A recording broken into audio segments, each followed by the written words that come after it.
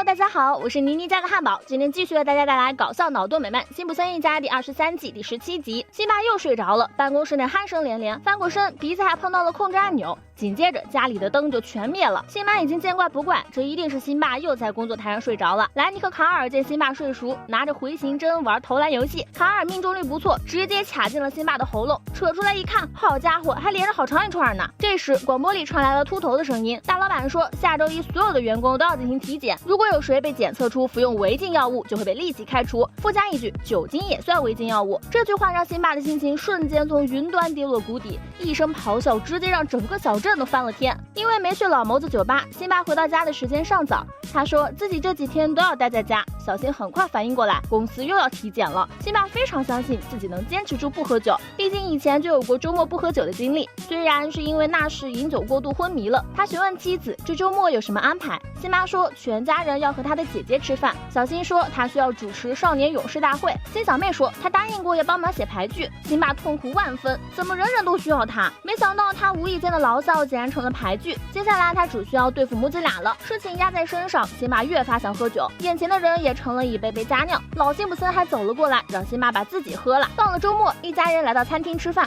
辛巴很是自信，过一个清醒的周末不难嘛，只需要服用一点点抗抑郁药。接着他就拿起手边的果汁喝了起来，不料辛妈走了过来，告诉他里面含有香槟。辛巴慌了，想通过排汗来除掉酒精，然而没动两下，他又喝了咖啡和冰茶解渴，而里面有威士忌和鸡尾酒。这里的所有甜点和饮料都是带酒的，是福不是祸，是祸躲不过。检查的日子终究还是来了，辛巴只得祈祷上帝能够让自己侥幸通过。此时洗医生在员工的血液中发现了过量的伽马射线辐射。那我像绿巨人吗？差不多吧，但不会让你更强，而是会更弱。体检过后，律师找上了秃头，表示应该补偿每位员工数万美元，当然还要支付他高额的服务费。秃头只觉得这人太吵了，直接一个陷阱坑了进去。不过这个人也算是死得其所，至少为自己赢得了棺材钱。秃头叫来了秘书，问什么时候能让高智商袋鼠参与生产。秘书很遗憾地表示，那些袋鼠刚偷了一些办公用品，现在已经逃走了。不过他接着又说，其实还有一个备选方案。员工大会上，秃头说要展示人类未来的主人，帘幕拉开是排列的整整齐齐的机器人。面对台下的员工，他说出了自己的计划，你们要训练他们，然后他们代替你们。接着所有员工都以老板还没说开始就表达自己的愤怒被辞退了。看着那些蛀虫灰溜溜的离开，秃头很是高兴。这时秘书告诉他还需要留下一名员工，如果公司破产可以让他来做替罪羊。他们正思考着要谁来当这名幸运儿时，辛巴走了进来。他说自己还有话要说，原本应该是来表达愤怒的，不过对新微波炉的热爱好像冲淡了恨意。秃头琢磨了一下，决定就是你了。他问辛巴对轻松无压力但无聊透顶的工作有没有兴趣。辛巴是谁呀？这样的工作他梦寐以求，高高兴兴的又将东西放回了办公室。秃头也心情舒畅，看来已经找到最后一名人力员工了。秘书纠正道是2个，因为还有他呢。但没想到的是，秃头将他也给辞退了。做这种过河拆桥的事，秃头眼睛都不会眨一下。秘书觉得自己还可以再抢救一下，然而在他表忠心的时候，机器人已经送来了饮料，他还可以变成一个脚部按摩仪。虽然秘书也竭力模仿，但他的眼睛可不能变成一个投影仪。秘书没辙了，只得灰溜溜的离去。第二天，辛巴照常上班，看着工厂内清一色的机器人，辛巴询问新同事们工作有没有努力，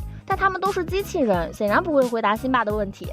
于是这货就此发了狂，还是被机器人连续电了2次才学乖。来到老谋子酒吧，辛巴询问朋友们有没有找到新的工作，很不幸他们都没能找到。老谋子有些看不下去了，觉得辛巴就是在失业者面前秀优越感。但其实辛巴并没有这么想，在他看来上班的日子也不好受，厂里就他一个人，要是有任何人为造成的问题，他都不能替自己找一个背锅的。兰妮觉得这人就是典型的身在福中不知福，毕竟他都惨到要卖掉世界上最小的小提琴交房租了。等等，这上面的弓去哪了？兰妮趴在地上到处找，结果被辛巴给踩碎了。事态朝着不可控的方向发展，老谋子也开始精神分裂，拿着枪就要打死自己。辛巴有些害怕，偷偷的溜走了。上班的时候，辛巴又玩起了滑椅子，但一个人的游戏少了乐趣，又添了孤独。一个眼错不见，还撞上了机器人。只见受害者倒在地上，彻底熄了火。辛巴仔细阅读了说明书，很意外的发现他们是有交流模式的。接着他就按照指示按下了按钮，然后后，机器人就被爆头了，连续爆了好几个之后，终于有一个被辛巴成功激活了人类互动模式。辛巴问他能否和自己做朋友，机器人表示他们之间并不会产生感情，但自己也可以假装对辛巴的话感兴趣。能得到这样的承诺，对辛巴来说就已经足够了。自从核电厂裁员之后，镇上的大部分商店都宣告破产。看着这满目萧条的景象，辛巴不禁心生感叹。回忆起初次见秃头的时候，他还是一个很好的人。他骑着大象，声势浩大地进入了春田镇，号称要为这里带来便宜的能源和大量的就业机会，还承诺所有的游泳池里都是会冒泡的温水。那时有一个小男孩来到了这里，询问秃头能否抚摸一下大象，秃头同意了，但象腿踩碎了小男孩的颜值。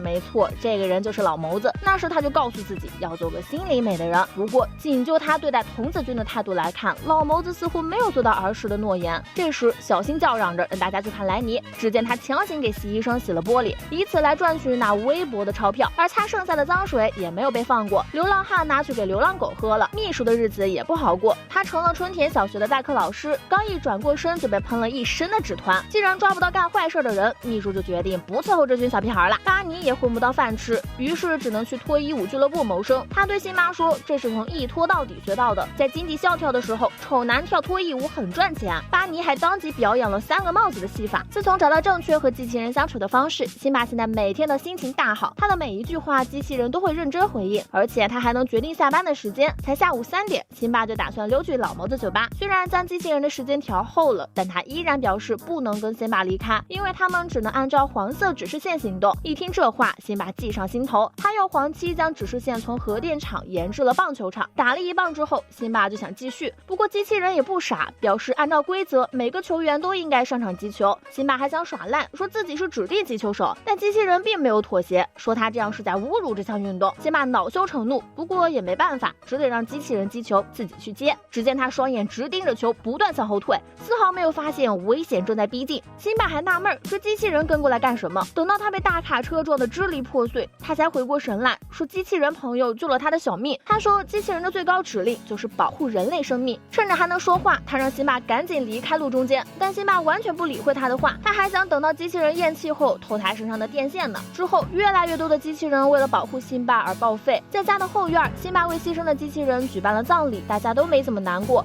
小新甚至想拿个脑袋来装乌龟，不过辛巴表示这已经被自己预定了。接着他又拿出啤酒致辞，没想到话还没说完就被机器人夺走了。他说酒精对人体有害，竟然连喝酒都要管着。辛巴决定看看他们都是什么构造，他将弗兰德的电钻扎进了他们的脑袋，然后一个机器人说话了：原始最高指令失效，新的最高指令消灭所有工厂的障碍。紧接着他们眼睛的颜色就变了，手掌也变成了电锯，他们不断的向辛巴靠近，还将他的头削掉了一块。发了狂的机器人十分可怕，辛巴被他们追着一路跑到了秃头的别墅。他说机器人要杀了自己，现在也要杀了他，因为他们被引过来了。秃头还是偏偏不信这个邪，他对着机器人放出了自己养的狼狗，谁知机器人一巴掌就将他给扇飞了，后面的狗子瑟瑟发抖，全都缩了回去。秃头很不满意，这么怂，白养了这么久了。然后就是狗子和机器人全都追着辛巴和秃头，他们一直跑到花房才停下。秃头告诉辛巴此地很安全，因为只有一扇门。他就没想到机器人根本就不走门，眼见就要完蛋了。辛巴想知道秃头的真实年龄，秃头犹豫了一下，说这是个4位数。这时曾经的工人也来到了这里，他们挥舞着手上的武器打败了这群机器人。辛巴很高兴朋友们能来救自己，但他也很遗憾，说这些本不该发生的。如果当初秃头能够相信他们，又或者有人能够告诉他们机器人根本没有感情，刚好有个机器人还没咽气。他说我明明跟你讲过1562次，还没说完，他的头就被小新拧下来装乌龟了。闹剧结束，秃头也终于承认机器人是不能取代人工劳作的，他就此宣布这里所有人都复职了，当然只是临时员工，但这对他们来说已经足够了。机器人员工的浪潮过去后，辛巴还留了一个陪自己钓鱼。机器人很不理解他的行为，辛巴说自己是在帮他实现愿望，做一个真正的男孩。机器人更疑惑了，说自己的确是真的，可是从来没有过愿望。辛巴不管，直接让他带自己去海上，不愿意的话就用弗兰德的钻头当要挟。机器人没了办法，他将头埋进了水里，启动了自爆程序。机器人最不如人的地方，大概就是无法想象人类的恶意一把。辛巴凭借着一己之力，让所有员工都复了职，也证明了作为最后一个人类存在，他可以多么的无法无天。人类有喜怒哀乐，懂得拒绝，但是机器人却只能选择接受。即使他们的外表坚硬无比，但依旧不能和最虚弱的人类抗衡。这是机器人的悲哀，却是全人类的幸运。或许在遥远的未来，机器人依旧不能完全代替人类，但绝不会是因为工作能力，而是只有人类才懂得如何与人类相处。能够制约我们的只有我们自己。本期的视频就到这里了，喜欢的小伙伴别忘了点赞、评论、加关注，咱们下期再见，拜拜。